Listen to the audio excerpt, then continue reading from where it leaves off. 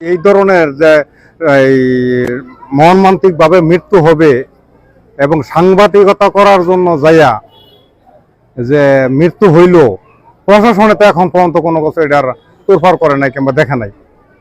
প্রশাসন যদি সাথে সাথে নামতো, হ্যাঁ, পুলিশ, র্যাব, বিমান বাহিনী, নৌবাহিনী, আর্মি একসাথে যদি এটাকে হওয়ার সাথে সাথে আসতো, আমার মনে হয় যে এটা সাথে সাথে লোকরা ধরতে পারতো।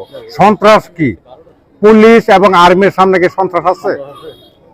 পুলিশ আর্মির সামনে তো কোনো সন্ত্রাস নাই, পুলিশ তো হইলে বড় সন্ত্রাস। হ্যাঁ, তাহলে আবার এরা সন্ত্রাসী করে একটা লোক মারে কিভাবে? এটা মারার মতো সম্ভব?